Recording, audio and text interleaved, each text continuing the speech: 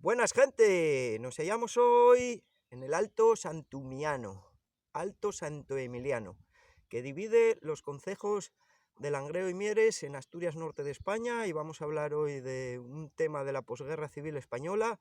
Vamos a hablar del hambre, del extraperlo y de los fielatos. ¿Por qué nos hallamos en esta ubicación? Este edificio que tenemos aquí a mi espaldas se trata de un fielato de la posguerra civil.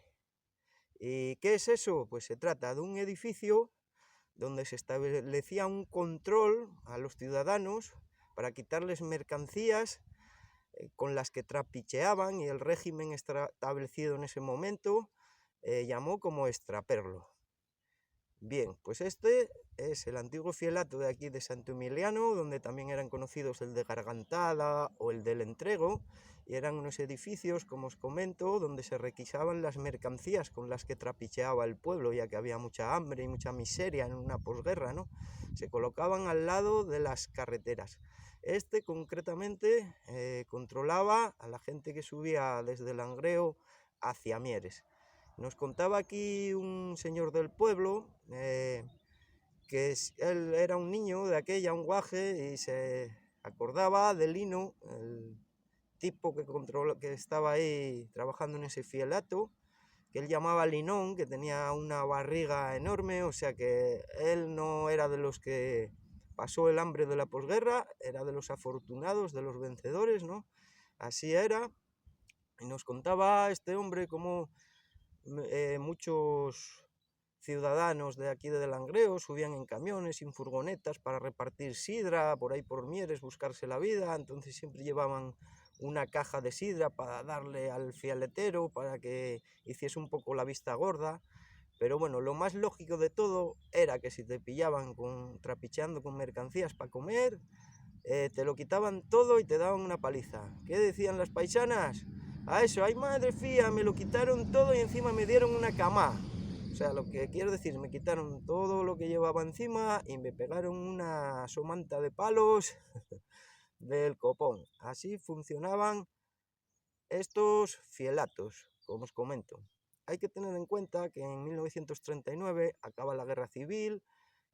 Franco en abril en Burgos declara la victoria y se establece en España un estado de autarquía, lo que quiere decir que en España no se importan ni se exportan productos de ningún tipo. Todo ello junto con la miseria de la guerra. Ya sabéis que una guerra merma mucho a la población económicamente, las cosechas y demás. Pues había un hambre atroz aquí en el Principado de Asturias y en España. En el año 40 fue un año muy malo debido a eso. Daros cuenta que los campesinos se usaban como soldados, ¿no? Tuvieron que echar mano de las armas para luchar en una guerra. Los campos estaban desatendidos, estaban plagados de bombas, no se respetaron los barbechos, etc, etc, por lo cuanto las cosechas eran malas, el hambre era atroz. Había un producto muy importante, aunque os parezca que no, que escaseaba, que se trataba del jabón. El jabón se suele utilizar para fabricar explosivos en las guerras, o sea que el pueblo no tenía jabón para lavarse, era muy escaso, lo que era un problema porque, claro, se generaban suciedad, se generaban piojos, pulgas, y de ahí venían las enfermedades y demás. Otros de los productos muy apreciados que se buscaban eran la harina, por ejemplo, harina sobre todo aquí en Asturias de maíz, con la que se hacían los tortos, o les fariñes, como llamamos aquí, que no es otra cosa que las gachas. Entonces, ¿qué pasó? En este hambre tan atroz, el régimen franquista lo que estableció fue un racionamiento, lo que equivalía por cabeza, por persona, a medio litro de aceite del negro, del que los que tenían problemas pulmonares tenían que salir cuando se freía, porque aquello era insoportable, la humareda que echaba.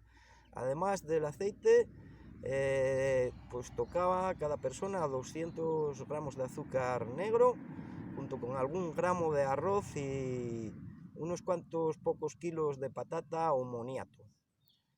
Entonces nada, lo que el pueblo se vio obligado a realizar estos trapicheos, ¿no? Que gentes de aquí, de Langreo, nos contaba una señora que hacían jabón usando un poco de aceite y sebo animal, y luego también trapicheaban con telas, la costura y también tabaco. Iban a cambiar estos productos sobre todo a la zona de Candás, de Luanco y de Villaviciosa. A cambio pues obtenían pues legumbres, faves, aceite, lo que os comento. Y claro, entonces el régimen puso estos edificios, los fielatos, para establecer un control y quitar la mercancía a la población, como os comento. No todas las patrullas de la Guardia Civil pues eran malas, eran conscientes del hambre atroz que estaban pasando los españoles y hacían un poco la vista gorda, ¿no? Nos contaba una señora también del pueblo que iba ahí a la zona de Candás a intercambiar sus productos y venían en el tren cargados de fabas y demás, y de repente vieron una pareja de la Guardia Civil y se cagaron de miedo, claro, pero el guardia vio lo que tenían y hizo la vista gorda y les tapó la mercancía un poco para amagar, ¿no? Con el capote que lleva la guardia y demás. Así que nada, eso era lo que os quería contar un poco, este hambre atroz y las penurias que se pasan en una posguerra, donde seguramente hayan muerto más personas en la posguerra que en la guerra. Después comentaros que esta gente ya recurría a todo tipo de ingenios para pasarles mercancías. Las mujeres colocaban la mercancía entre las sayas.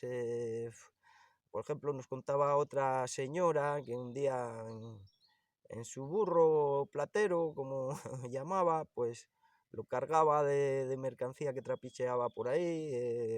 A menudo se lo quitaban en estos fielatos, o también parejas de la Guardia Civil que andaban investigando por ahí a su bola y demás. Entonces un día se le ocurrió la idea de poner encima de su botín más preciado en las alforjas unas latas cargadas con agua y excrementos de animales, ¿no? Entonces cuando la pararon en el fielato y ay, ¿qué llevas hoy, Celesta? Pues hoy llevo mierda. Entonces miró así el guardia un poco extrañado y rápidamente fue a cachear, y cuando metió la mano allí así, pues es que te lo dije, llevaba mierda. Y así la pobre señora pudo pasar su mercancía hacia casa.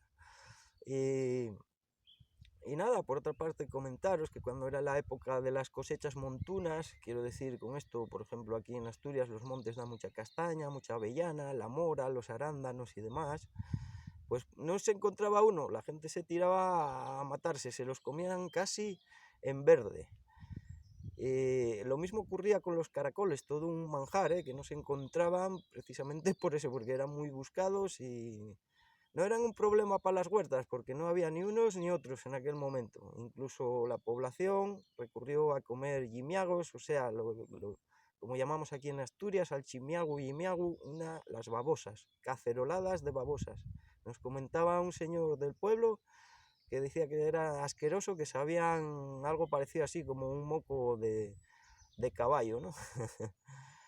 Además de que hay que tener en cuenta que en los años 40 fueron muy duros, por eso, porque salimos de una posguerra, y además de que comenzó la Segunda Guerra Mundial en Europa en septiembre de 1939, pues Alemania invade Polonia. Eso también incidió mucho en el hambre, que mejoró un poco a mediados de los años 50, cuando ya aquí los mineros, por ejemplo, se reivindicaron un poco, empezaron a surgir las huelgas y demás, como por ejemplo aquí la conocida huelga del Guaje en el Pozo María Luisa, creo recordar del año 56, y bueno, fue mejorando un poco la situación cuando los mineros empezaron a tener convenios y a pactar un poco con las empresas y demás.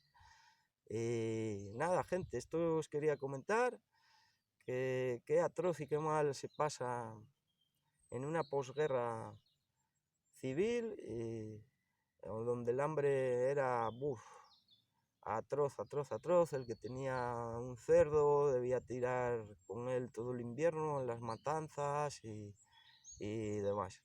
También era curioso que trapicheaban con tabaco, con un producto de lujo, por así decir, ¿no? Pues ya veis, también el que fumaba, fumaba, y también en tiempos de posguerra.